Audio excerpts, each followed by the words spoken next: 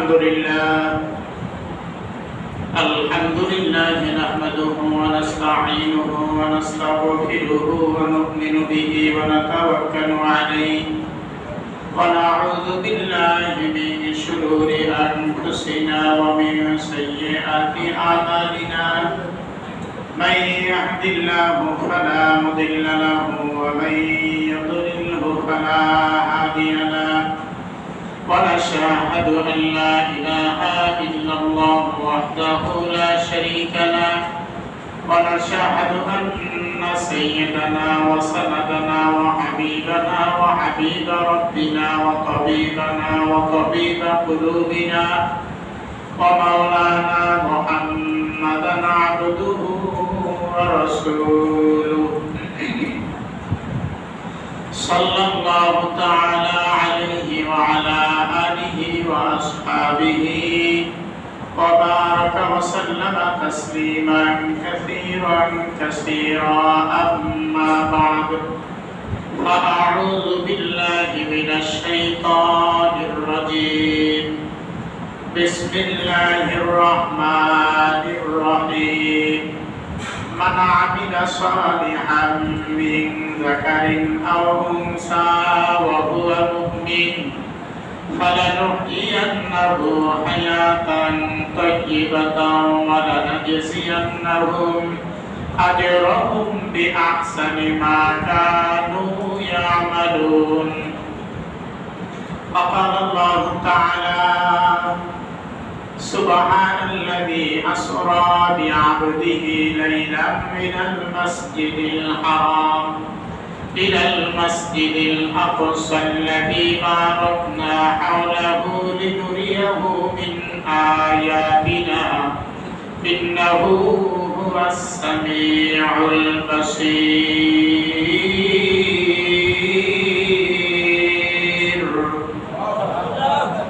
قال النبي صلى الله عليه وسلم الإيمان بين الخوف والرجاء أو كما قال عليه الصلاة والسلام. وقال الله تعالى في شأن حبيبه إن الله وملائكته يصلون على النبي يا أيها الذين آمنوا صلوا عليه وسلموا تسليما. اللهم صل على سيدنا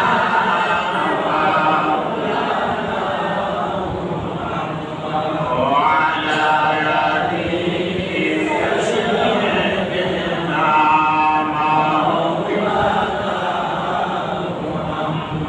اللهم صل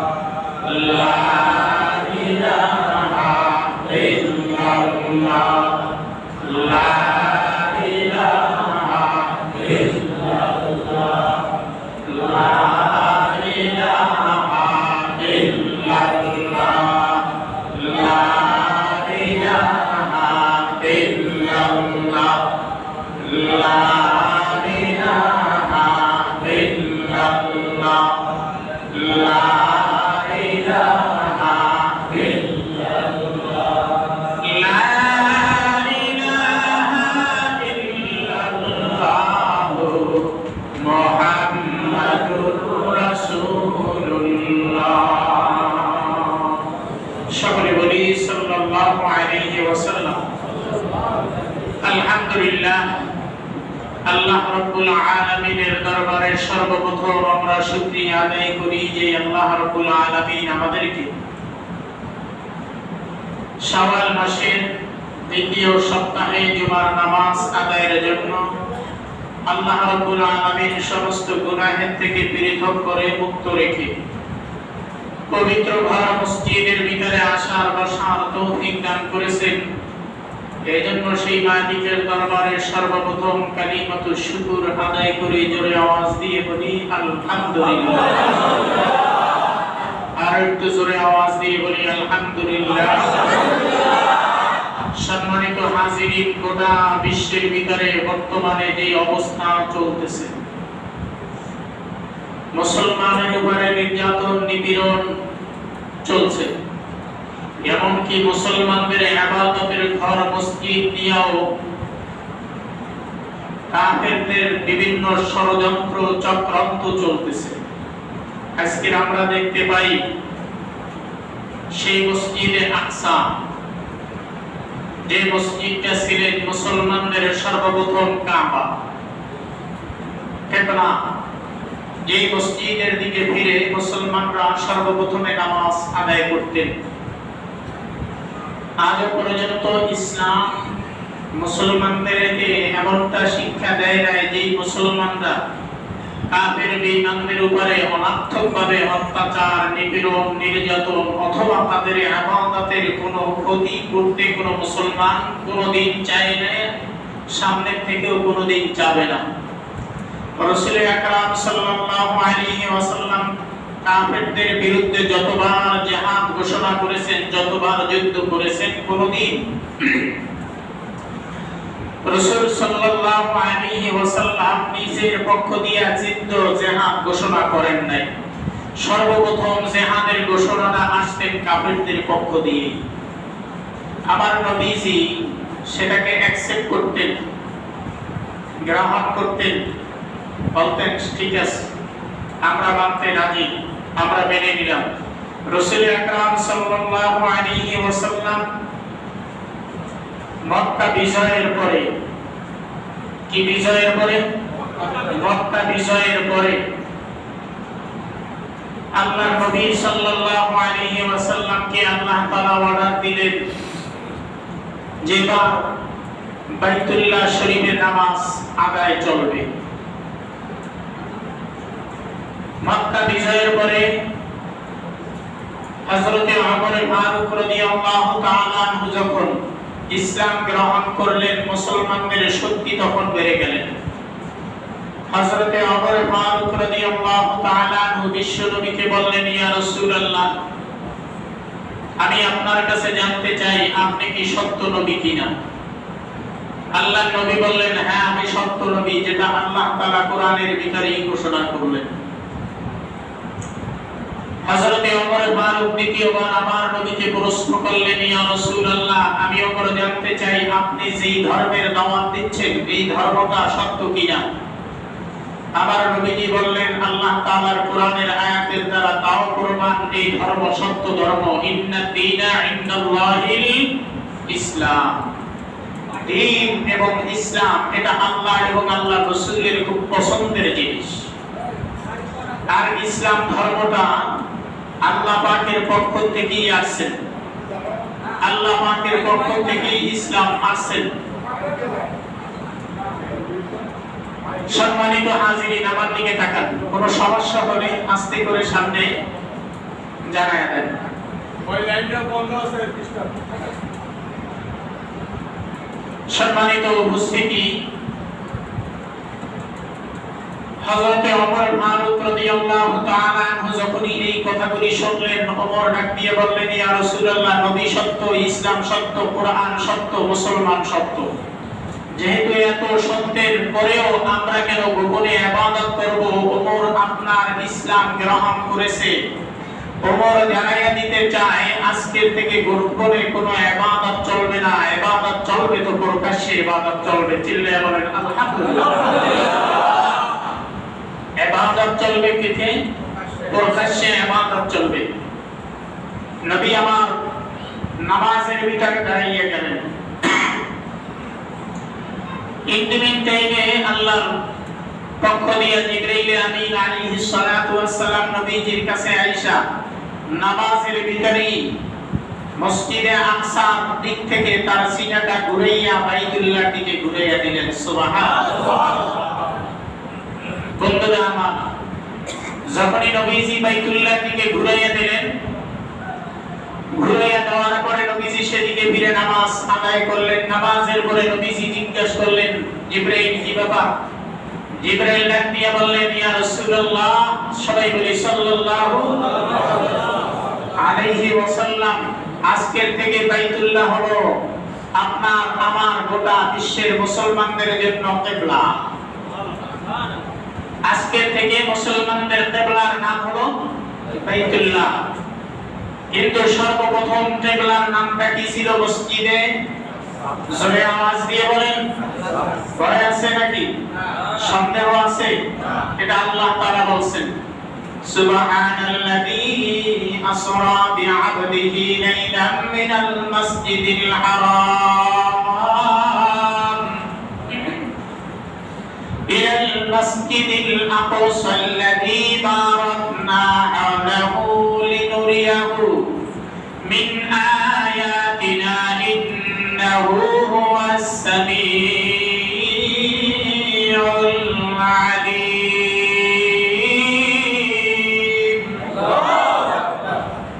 আল্লাহ রাব্বুল আলামিন বলে, মুসলমানদের সর্বপ্রথম ইবাদতের বাইতুল্লাহ ছিল, সর্বপ্রথম ইবাদত করতেন মসজিদে আকসা দিকে কিবলা রাইখা।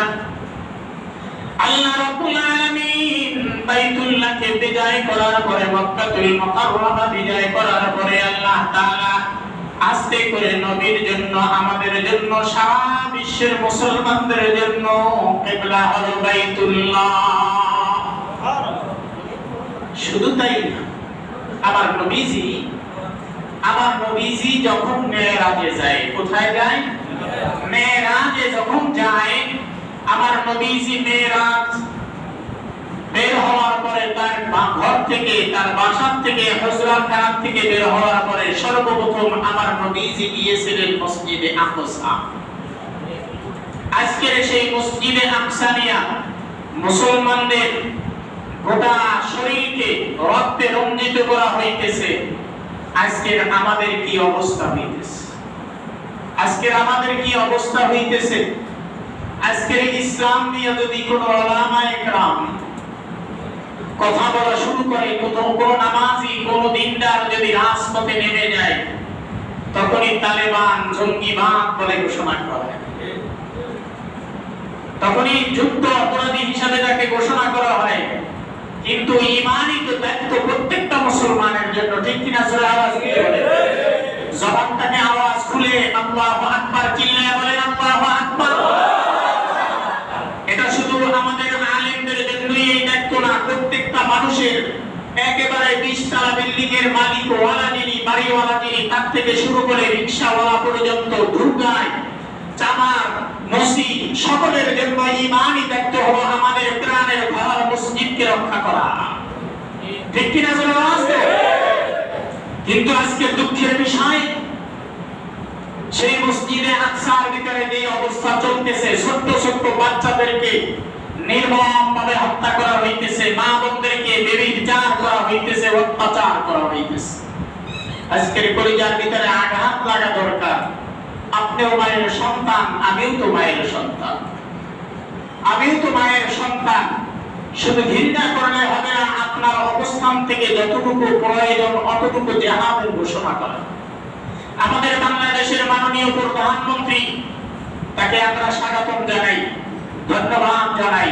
কারণ আজকে সেই জায়গার মসজিদে আকসা রক্ষা করার জন্য যে সমস্ত মুসলমান মা বোনেরা, শিশু বাচ্চারা রাজপথে যারা শাহাদাত বরণ করেছেন এবং যারা আহত হয়েছেন, তাদের ট্রিটমেন্টের জন্য বাংলাদেশ থেকে কিছু সরঞ্জাম সেখানে পাঠানো হইতেছে, যথাসম্ভব চেষ্টা করতেছে। এই জন্য আমরা আমাদের এই মুসল্লিদের পক্ষ দিয়ে আমরা সকলেই মাননীয় প্রধানমন্ত্রীকে ধন্যবাদ জানাই। পাশাপাশি আমরা তাকে জানিয়ে দিতে চাই, শুধু ট্রিটমেন্ট করলে চলবে না, তাদের এভাবে পাশে দাঁড়াইতে চলবে না। বাংলাদেশ যেমন এমন একটা রাষ্ট্র, যেই জায়গার ভিতরে 95% মুসলমান বসবাস করে। কত পার্সেন্ট? 95% মুসলমান বসবাস করে। আর গোটা বিশ্বের ভিতরে মানুষ জানে বাংলাদেশ বাংলাদেশের মুসলমানদের ঈমানি জজবা এক নাম্বার স্থানে।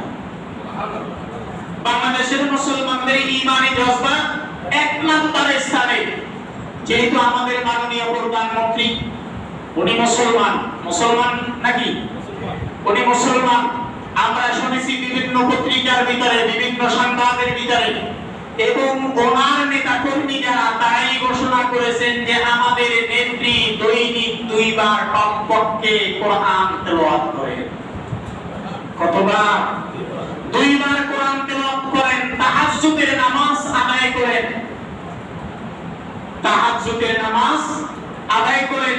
সেই সুবাদে আমরা আজকে মাননীয় প্রধানমন্ত্রীকে আমাদের ছোট্ট পরিসরে আমাদের ব্যক্তহীন ভাষাটা ওনাদের কাছে পৌঁছিয়ে দিতে চাই যে আপনি যেহেতু এই বাংলাদেশের 95% মুসলমানদের সরকার, এই 95% মুসলমানদের আপনি মুরব্বী, আর বাংলাদেশটা একটা ঈমানি রাষ্ট্র, সেই হিসাবে এখান থেকে আপনি হুঁশিয়ার সাবধান করে দেন সেই বাইতুল আকসা, মসজিদে আকসার ওখানে যারা অপমান অপদস্থ যারা করতেছে, যে আমাদের প্রথম কেবলার উপরে হাত বাড়াইতেছেন, তাদেরকে হুঁশিয়ার সংকেত দিতে দেওয়ার জন্য আমরা সকলের মাননীয় প্রধানমন্ত্রীর কাছে আহ্বান জানাইলাম ইনশাআল্লাহ। সকলে একমত আছি তো ইনশাআল্লাহ? সকলে একমত আছি? মরব তো মরব, একবারই মরণ হবে, তবে এভাবে মরতে রাজি নাই। আমাদের কোরআনকে রক্ষা করার জন্য যদি জীবনটা চলে যায় আমরা রাজি আছি। আমাদের কিবলাকে রক্ষা করার জন্য জীবনটা চলে যায় আমরা রাজি আছি। আল্লাহর সারা বিশ্বের ভিতরে, গোটা জমিনের ভিতরে কোন একটা মসজিদের উপরে যদি কাফের বেঈমানরা আঘাত করতে চায়, এই দেশের মুসলমান কি পরিমাণ বরদাস্ত করবে না? এই দেশের মুসলমান যার যার স্থান থেকে ওই জায়গাকে তীব্র নিন্দা জানাইতে চায়। বর্তমান আমরা এই মসজিদের ভিতর থেকেও আমরা সেই মসজিদে আকসাকে রক্ষা করার জন্য সেই দেশের মাননীয় প্রধানমন্ত্রীকে আমরা তীব্র নিন্দা জানাইলাম। সকলে বলেন ঠিক কিনা? আমরা এই জায়গা থেকে তীব্র নিন্দা জানাইতে চাই। মরব তো মরার মতন মরব, মুসলমান মরলে শহীদ, বাঁচলে গাজী। তবে এই জমানায় একজন হযরতে আলীর প্রয়োজন, এই জমানায় একজন আলীর প্রয়োজন। সম্মানিত হাজিরিন, আমাদের ঈমানি জজবাটা কখন বাড়বে? আমাদের অন্তরের ভিতরে যখন তাকওয়া অবলম্বন করব, আমরা তাকওয়ার দিকে আমরা মোহিত হব, তখন আমাদের ঈমানি জজবা বাড়বে। আমরা অনেক সময় চিন্তা করি এই জিনিসটা তো জায়েজ, আমরা আদায় করলাম, এই জিনিসটা জায়েজ না, আমরা আদায় করলাম না, এই জিনিসটা সুন্নাত সম্ভব হলে করলাম, এই জিনিসটা মুস্তাহাব সবাই অতিরিক্ত থাকলে আমরা করলাম। কিন্তু আল্লাহর ওলি যারা, ঈমানদার যারা, মুসলিম যারা, যারা আল্লাহকে পাইতে চায়, ঈমানকে আঁকড়ে ধরতে চায়, তারা সব সময় সুন্নাত তো মানবে, ফরজ তো মানবে, ওয়াজিব তো মানবে, পাশাপাশি তাকওয়ার দিকেও মুস্তাহাবের দিকেও তারা অগ্রসর হবে, কিন্তু মাত্র তারা সরবে না। কিভাবে? দেখেন, একটা ঘটনা মনে পড়ে গেছে, যে ঘটনাটা কিতাবের ভিতরে আছে। এক ব্যক্তি ক্ষুধার্ত অবস্থায়, তার রিজিকের খুব সংকট দেখা দিচ্ছে। ইন্দিমিন টাইমে একজন আলেমের কাছে, একজন আল্লাহর ওলির বুজুর্গের কাছে চলে গেছে। যাওয়ার পরে বলতেছে, হযরত হুজুর, আমি খুব ক্ষুধার্ত অবস্থায়, আমি খুব অসহায়ের ভিতরে, আমাকে কোনো সাহায্য সহযোগিতা করা যায় কিনা? ওই বুজুর্গ ডাক দিয়ে বললেন, বাবা, আপনি এমন সময় আমার কাছে আসছেন যে সময়ে আপনাকে সহযোগিতা করার মতো কোনো সমর্থন আমার নেই, তবে আপনাকে আমি একটা রাস্তা দেখাইয়া দিব। আমার এক বন্ধু আছে, যে বন্ধু অনেক টাকার মালিক, অনেক সম্পদের মালিক। আপনি যদি ওনার কাছে যান, হয়তোবা আমার সালাম দিবেন, আপনাকে উনি কিছু সহযোগিতা করবেন। বলতেছে ঠিক আছে। উনি একটা চিরকুট লিখলেন, চিঠি লিখলেন, লেখা ওনার কাছে পাঠিয়ে দিলেন। আল্লাহর বান্দা সেই জায়গায়, সেই ঠিকানা অনুযায়ী চলে গেছে। যখনই চলে গেলেন, মাগরিবের সময় এই মাগরিবের সময় প্রত্যেকের বাসা বাড়িতে, এখন তো আলহামদুলিল্লাহ বিদ্যুৎ সব ঘরে আছে, সব বাসায় আছে, কিন্তু আগেকার এই রকমের বিদ্যুৎ ছিলেন না। তখনকার মানুষ কুপি জ্বালাইতেন, আমাদের বরিশাল অঞ্চলে বলে ল্যাম্প, আপনারা কি বলেন? কুপি বলেন। এই কুপি জ্বালাইতেন। তার বিবিকে বললেন কুপি জ্বালাও। কুপি জ্বালানোর পরে দেখতেছেন এই কুপির যে ভিতরে যে সরিকাটা থাকে, কেরোসিন দিয়ে জ্বালাইলে যে সরিকা দিতে হয়, এই সরিকাটা অনেক মোটা। যার কাছে পাঠাইছেন যিনি কোটিপতি বা অনেক সম্পদের মালিক, সে ঘরের ভিতরে বিবির সঙ্গে রাগারাগি করতেছেন, কথাবাজি করতেছেন, বলতেছেন আমি তোমাকে কতবার কতদিন বললাম যে এই ছোট্ট ঘরের ভিতরে এত মোটা সরিকা দিয়া কুপি ধরানোর কোনো প্রয়োজন নাই, মোটা সরিকা দিলে কেরোসিন বেশি খরচ হয়, এটা অবশ্যই। চিনিয়ে বলেন সুবহানাল্লাহ। দেখেন এই ব্যক্তির কাছে পাঠাইছেন সহযোগিতা করার জন্য।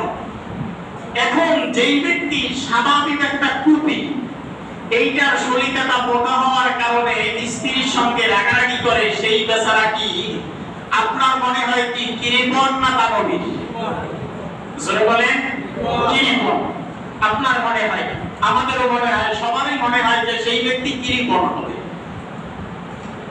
বেচারা তার বাড়ির দরজার সামনে গিয়া দাঁড়াইয়া যখনই এই আওয়াজটা তার কানে পৌঁছল, চিন্তা করলো হায় হায় আমাকে কার কাছে পাঠাইলো, যে মোটা সরিকা তৈল একটু বেশি খরচা হবে এই জন্য যে বিবির সাথে বকাবকি করতেছে, রাগারাগি করতেছে, তার কাছে আমাকে পাঠাইছে। আমার হাজতটাকে জানাইলে আমাকে আর কি দান করবে? তাতে কাজ নাই, আমি যেই পথে আসলাম সেই পথেই চলে যাই, তার কাছে আমার কিছু বলার প্রয়োজন নেই। আল্লাহর বান্দা ওখান থেকে ফিরে যখন বাড়ি থেকে বের হয়ে চলে যাচ্ছেন, ইন্টিমিন টাইমে ওই ব্যক্তি ঘরের বাসা থেকে বের হইয়া দেখতেছেন এক ব্যক্তি তার বাড়িতে ঢুকছিলেন, আবার ফিরে যাচ্ছেন, পিছন দিক দিয়া সালাম দিলেন। সালাম দেওয়ার পরে পথিক দাঁড়িয়ে গেছে। যখনই পথিক দাঁড়িয়ে গেছে, বাড়িওয়ালা সামনে এসে বলতেছেন ভাই আপনি মনে হয় আমার বাড়িতে আমার কাছে আসছিলেন? হ্যাঁ আসছিলাম। কি জন্য আসছেন ভাই? বলে লাভ কি? বলে লাভ কি? বলেন না দেখি। আমাকে, আমি নিজে আসি না, আপনার অমুক বন্ধু এই চিরকুটটা লিখে আপনার কাছে পাঠাইছে। আমি বড় অসহায়, আমার ব্যবসা বাণিজ্য সব শেষ হয়ে গেছে, ধ্বংস হয়ে গেছে, আমি এখন খুব অসহায়ের ভিতরে আছি, এই জন্য আপনার বন্ধু আপনার কাছে কিছু সহযোগিতার জন্য পাঠাইছিলেন। যখন এই কথাটা শুনলেন, শোনার সঙ্গে সঙ্গে বললেন ঠিক আছে আলহামদুলিল্লাহ, বসেন, আগে আপনি খাবার খান। খাবার খাওয়ানোর পরে বললেন আমার বন্ধু ঠিক টাইমে আপনাকে আমার কাছে পাঠিয়েছে। কেন?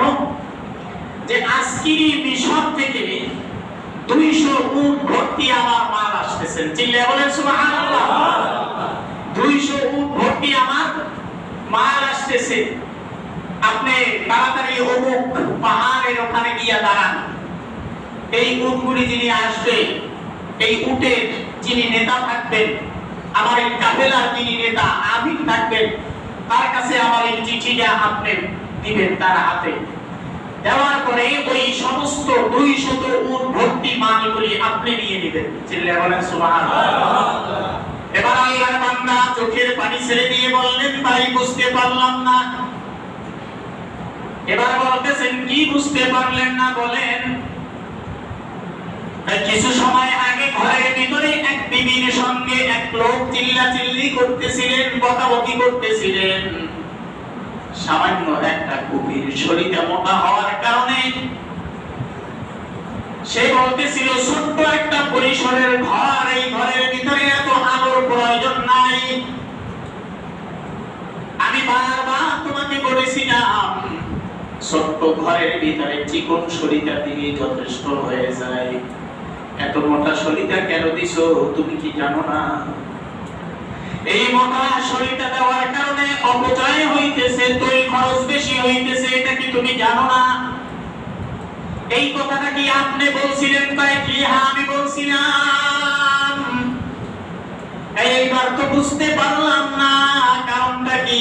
আপনি 200 উট আমাকে দান করে দিতেছেন, মাল ভর্তি উট, আর সামান্য পরিসরের ঘরের ভিতরে একটা কপি জ্বালানোর পরে আপনার বিবির সঙ্গে আপনি রাগ করতেছিলেন, বকাবকি করতেছিলেন।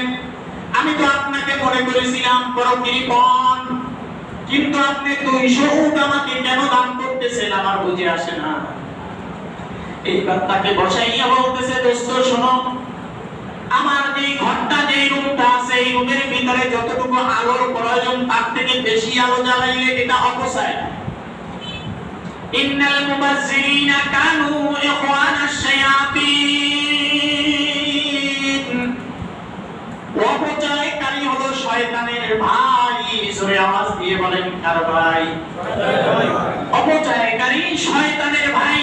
তা আমার যে রুমটা আছে, এই রুমের ভিতরে এত আলোর প্রয়োজন নাই, যার কারণে আমি বলছি প্রতিদিন যদি একটু একটু করে তৈল খরচটা বেশি হয়, দেখা গেছে মাস শেষ অন্ততপক্ষে 250 গ্রাম তৈল আমার ঘরের ভিতরে বেশি লাগবে। আর এই 250 গ্রাম তৈলের টাকা যদি আমি বাঁচাতে পারি, আমি একজন অসহায় দরিদ্র মানুষকে 250 গ্রাম তৈলের টাকা আমি তাকে দান করতে পারবো। ভাই, আমি 200 উট তোমাকে যে দান করলাম এটা অপচয় না। কারণ কি জানো, যেহেতু তোমার ব্যবসা ধ্বংস হয়ে গেছে, নষ্ট হয়ে গেছে, লস খাইছো, সেই হিসাবে তোমাকে আবার ব্যবসায় প্রতিষ্ঠিত করা একজন ধনাঢ্য ব্যক্তির জন্য কর্তব্য। সেই হিসাবে ওই জায়গায় যদি আমি 200 কেন 500 উট তোমাকে দান করে দেই, তোমাকে দাঁড় করানোর জন্য, তোমার আগের অবস্থানে পজিশনে আনার জন্য আমি যদি 500 উট দেই, সেটা তোমার জন্য আমার জন্য অপচয় হবে না। এদের জন্য আল্লাহ তাআলা শুধু সম্পদ বাড়িয়ে দেন, এদের জন্য আল্লাহ শুধু সম্পদ বাড়িয়ে দেন। এই যে সামান্য তৈলের যে ঘটনাটা, এটা আমরা কি মনে করি, স্বাভাবিকভাবে আমাদের মাথায় ঢুকতো না। এটা হলো তাকওয়া। এই জিনিসটার নামই হলো কি, জোরে বলেন? তাকওয়া। সম্মানিত হাজিরিন, এক ঘটনা বলতে গেলে আরেকটা মনে পড়ে গেছে আবার। আরেকটা ছাড়া আর এই কিতাবের ঘটনার শেষ অংশে বলছেন, যেই ব্যক্তি সর্বপ্রথম যেই হুজুরের কাছে গেছিলেন, আলেমের কাছে গেছিলেন, ওই হুজুর আলেম কিতাবের ভাষায় বলতেছেন, যদি সঠিকভাবে নাও হয় কিন্তু আমার মন সাক্ষী দিতেছে ওই ব্যক্তি হলো বিশ্বনবী জনাবে রাসূলুল্লাহ সাল্লাল্লাহু আলাইহি ওয়াসাল্লাম। সে চিরকুট লেখা পাঠাইয়া দিয়েছেন। আর এই ব্যক্তি 200 উট দান করছিলেন। ওই ব্যক্তি ছিলেন হযরতে ওসমান গনি রাদিয়াল্লাহু তাআলা। সুবহানাল্লাহ। এই ওসমান গনি কেন তাকাইবেন না, কেন তাকাইবেন না?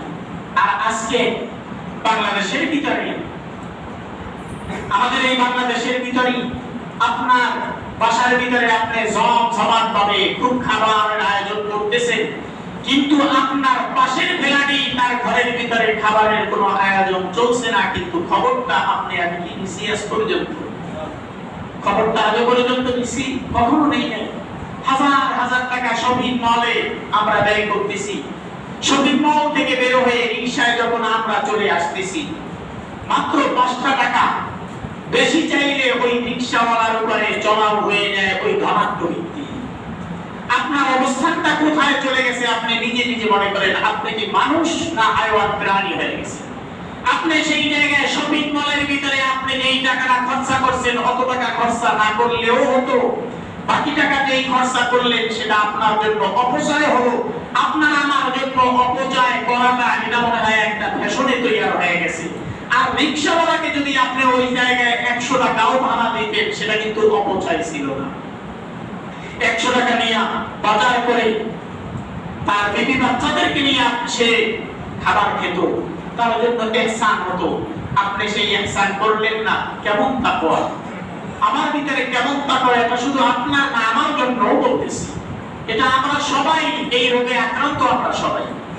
সম্মানিত হাজিরিন, সেই ওমর ফারুক রাদিয়াল্লাহু তাআলা আনহু যখন আমিরুল মুমিনিন রাষ্ট্র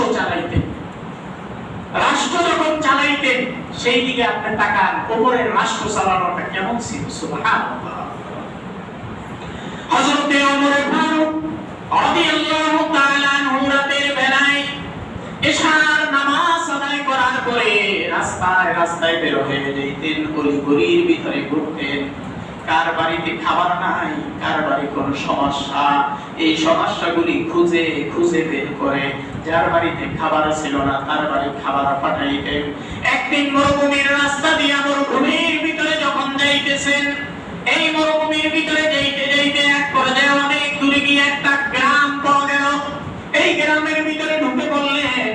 হঠাৎ করে দেখতেছেন এক বাড়ির ভিতরে একটা চুলার ভিতরে আগুন জ্বালাইতেছেন এক মহিলা, চুলার ভিতরে পানি, আর দুই পাশে দুইটা বাচ্চা শিশু কান্না করতেছে। মা ক্ষুধায় আর সহ্য করতে পারি না, মা খাবার দাও, মা খাবার দাও। মা ডাক দিয়ে বলে, মাথার ভিতরে হাতটা লাগাইয়া বাচ্চাকে আদর করে বলে, বাবা একটু সময় করে খাবার দিতেছি। এই চুলার ভিতরে পাতিলে খাবার রান্না হইতেছে, এই খাবার হওয়ার পরে তোমাদেরকে খাবার দিব বাবা।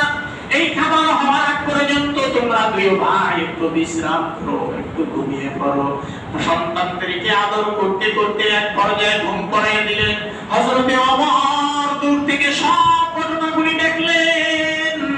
বাসার ভিতরে ঢুকবেন, সন্তানগুলি ঘুমায়া পড়ছে। এইবার বাসার ভিতরে ঢুইকা একেবারে পাক করে হযরতে ওমর চলে যায়। হযরতে ওমর চলে যাওয়ার পরে মাকে ডাক দিয়া, ওই মহিলাকে ডাক দিয়ে বললেন, মা কি করতেছেন? রান্না করতেছেন বুঝি? চোখের পানি ছেড়ে দিয়ে মহিলা ডাক দিয়ে বলে, বাবা রান্না করতেছি না, বাচ্চাদেরকে সান্ত্বনা দিতেছি।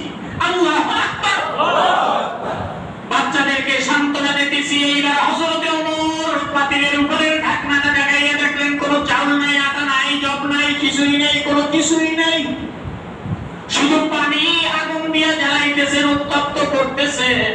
হযরতে ওমর ডাক দিয়ে বললেন, কি বাবার মা, কোন চাল তো দেন নাই, আটাও দেন নাই, জবও দেন নাই, কিছুই তো দেন নাই, শুধু পানি জ্বালাইতেছেন। মহিলা চোখের পানি ছেড়ে দিয়ে বলে, বাবা কেমন করে দিব, আমার ঘরে যে চাল নাই, আমার ঘরে যে আটা নাই, আমি কেমন করে খাবার পাক করব? 3 থেকে 4 দিন হয়ে গেল, আমার বাচ্চাদেরকে আমি কোনো খাবার দিতে পারি না, কোনো খাবার দিতে পারি না। ছোট্ট বাচ্চাগুলি ক্ষুধার তাড়নায় আর আমাকে অবহেলিত করে ফেলেছে। এর আব্বু কোথায়? জিহাদের ময়দানে শহীদ হয়ে গেছে। আল্লাহু আকবার। তারপরে আপনার সংসার কিভাবে চলে? এই তো কোনো মতে জীবন যাপন করে, একদিন খেলে আবার 3 দিন না খেয়ে থাকি, একদিন খেলে আবার 3 দিন না খেয়ে থাকি, এমন জীবন গঠন। কয় মা কি ব্যাপার, এমন করে জীবন চলতে পারে? কয় বাবা চলতেছে, কি করব? আপনি রাষ্ট্রের কাছে কোনো আবেদন জানান নাই? কয় হায় রে, রাষ্ট্রের কাছে আবেদন জানাবো, ওমরের কি আমাদের খবর নেওয়ার কোনো সম্ভব আছে? হযরতে ওমর তো সিংহাসনে বসে আছে, সে রাজ দরবারে বসে আছে। হযরতে ওমর তো প্রধানমন্ত্রী, আমিরুল মুমিনিন, আমাদের মতন গরিব মানুষের খবর নেওয়া কি তার জন্য সম্ভব? এই কথা বলে হযরতে ওমর বলতেছে, মা চুলার আগুনটা নিভাইয়েন না, আমি আসতেছি। এখনো পরিচয় দেয় না যে ওমরের বিরুদ্ধে আপনি কথা বলতেছেন ওই ওমর আমি। কোনো পরিচয় নাই। হযরতে ওমর বের হয়ে রাজ দরবারে চলে গেছে।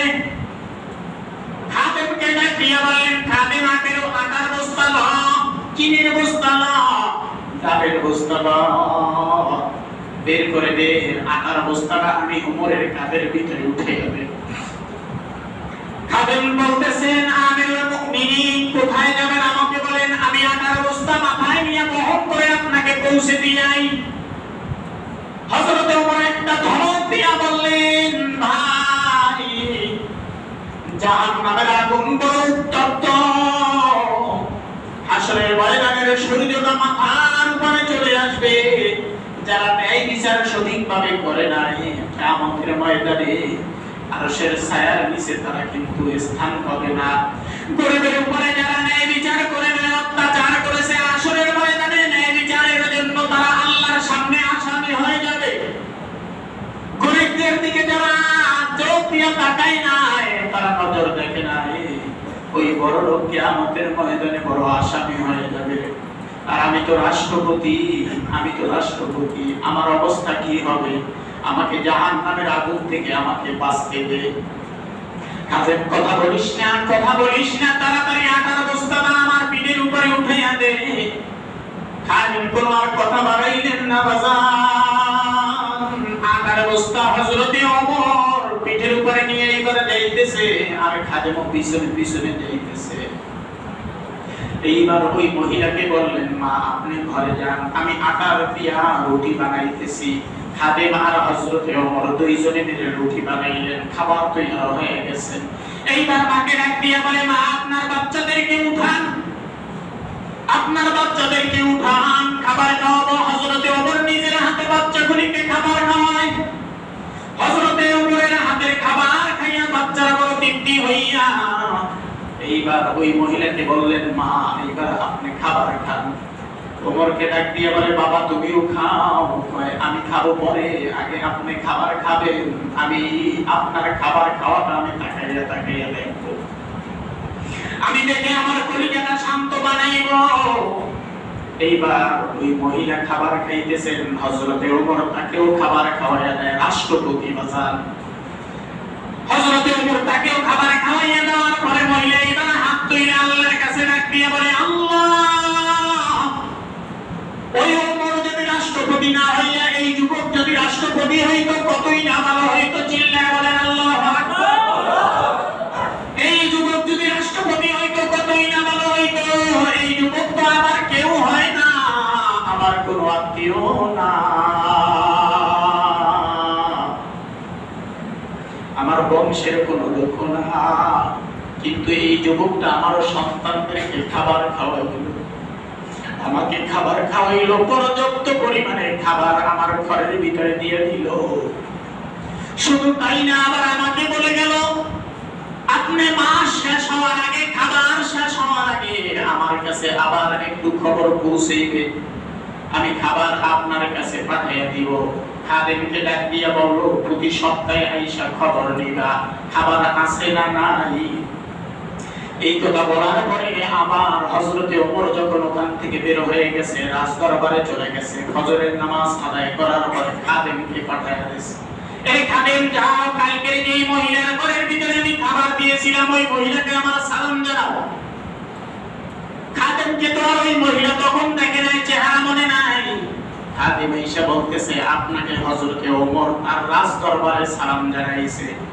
মহিলা ভয়ে থরথর করে কাঁপতেছে আর চিন্তা করতেছে, না হায় হায়, আমি গত রাতে ওমরের বিরুদ্ধে যেই যুবকের কাছে কথাগুলি বলছিলাম, মনে হয় ওমরের কানে সেই সংবাদ পৌঁছে গেছে, আমার তো ফাঁসি হয়ে যাবে, আমি কি করব?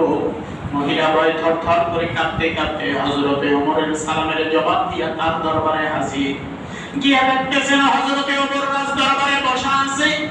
ওই মহিলা যখনই ঢুকতেছেন, হযরতে ওমর রাজদরবার দিয়ে সিংহাসন দিয়ে দাঁড়াইয়া ওই মহিলাকে আগাইয়া নিয়ে এসে তার দরবারে বসাইলেন, আর হাত জোর করে ওমরের সামনে দাঁড়াইয়া বলতেছে, ওমর ভুল হয়ে গেছে, আমি আপনাকে চিনতে পারি না,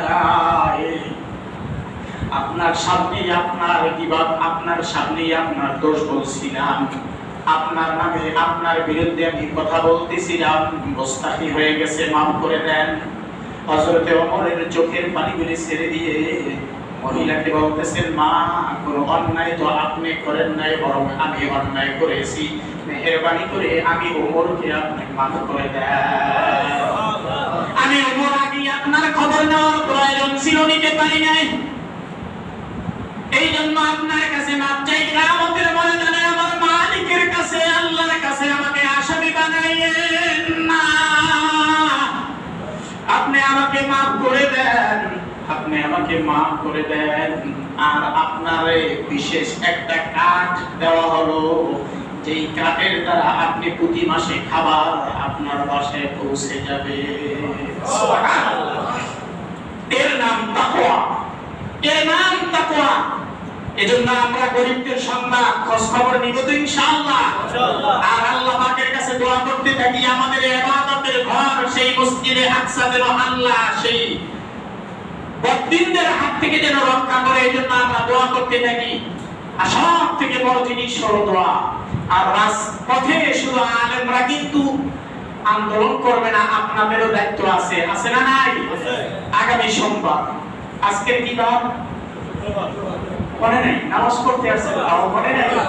আজকের শুক্রবার, আগামী সোমবার, কালকের পরশুদিন পরেই সোমবার সকাল 10টায় বাইতুল মুকাররম চত্বরে, বাইতুল মুকাররমের সামনে চরমনার পক্ষ দিয়ে নায়েবে আমিরুল মুজাহিদিনের পক্ষ থেকে বাইতুল এই মসজিদে আকসাকে রক্ষা করার জন্য বিশাল আয়োজন এবং সেখানে সমাবেশের ডাক দেওয়া হয়েছে। ইনশাআল্লাহ ইমানি দায়িত্ব যদি পালন করতে চান সেখানে উপস্থিত হওয়া দরকার, আছে না নাই? এই চিন্তায় আবার যদি না জানছে, না জানি আবার গুলি আসে, সরকারের পক্ষ দিয়া পুলিশের পক্ষ দিয়া না জানি গুলি আসে, আমি মরে গেলে আমার বিবি বাচ্চা কেমন করে চলবে? এই জন্য শুধু হযরতে ওমরের একটা ঘটনা শুনাইলাম, জিহাদের ময়দানে শহীদ হওয়ার পরে তারা বিবি বাচ্চা নিয়ে কতটুকু কষ্ট করেছেন আমরা তো তারই উত্তর শুনি, ঠিক কিনা? জোরে আওয়াজ দিয়ে বলে। যদি তারা কষ্ট করতে পারে আমরাও কষ্ট করতে পারবো ইনশাআল্লাহ। খাইলেও দিন যাবে, না খাইলেও দিন যাবে, তবে ঈমানকে আমরা প্রথম স্থানে অগ্রাধিকার দিব। আল্লাহ তাআলা আমাদের সকলকে এই কথাগুলি অনুযায়ী ঈমানি জজবাকে সামনে নিয়ে সামনে পথ চলার তৌফিক দান করুন। সকলে বলি আল্লাহুম্মা আমিন সুম্মা আমিন। ওয়া আখিরু দাওয়ানা আলহামদুলিল্লাহি রাব্বিল আলামিন। আসসালামু আলাইকুম ওয়া রাহমাতুল্লাহ।